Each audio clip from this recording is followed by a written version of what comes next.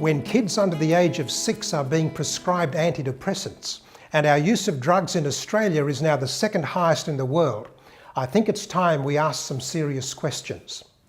We don't know what the long-term effects will be on the brains of the preschoolers who are using them, but there is clear evidence that the risks of prescribing antidepressants and anti-psychotic drugs to children are linked to violent crime and antisocial behaviour, and indeed suicide ideation.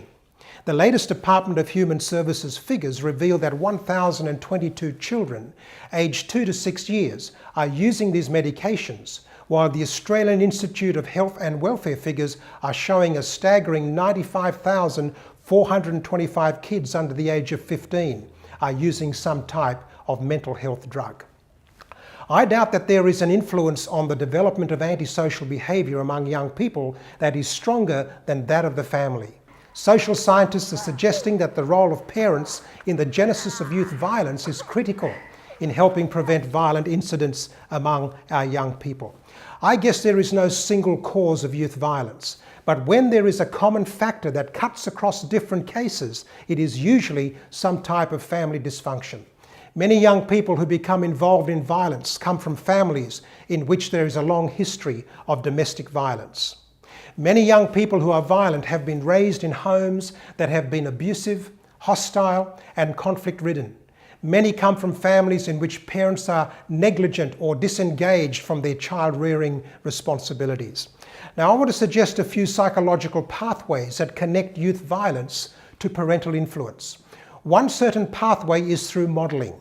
When children are exposed to parental aggression, hostility, disengagement, and violence in the home, they come to see violence as relatively more acceptable, and they are more likely to resort to violence to solve problems. A second pathway connecting experiences in the family with subsequent violence involves biological factors. As you know, early experience in the family can affect brain development in profound ways.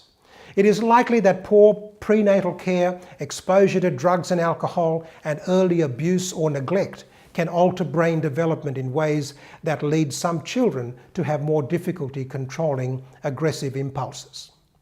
A third pathway connecting family dysfunction with adolescent violence is through the development of mental health problems.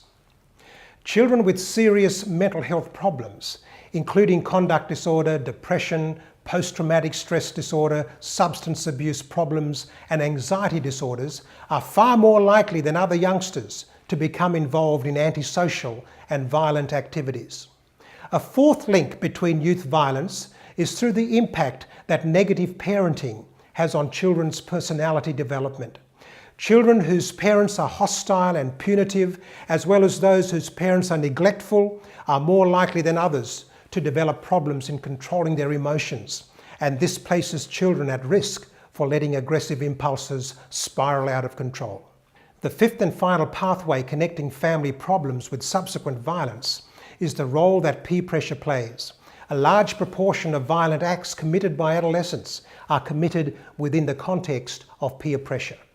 Many adolescents will do risky, dangerous, or illegal things when in the company of their peers that they would not do when they are on their own.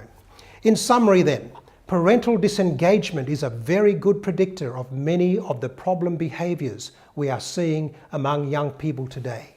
These levels have reached alarming proportions: alcohol and drug abuse, delinquency, violence, depression, suicide, and sexual promiscuity.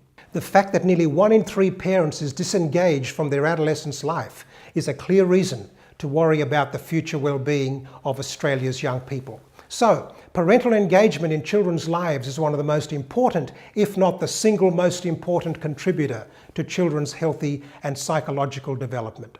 Strategies to reduce youth violence today must include a systematic effort to improve the home environments of children and adolescents, and in particular, to engage parents in the business of parenting.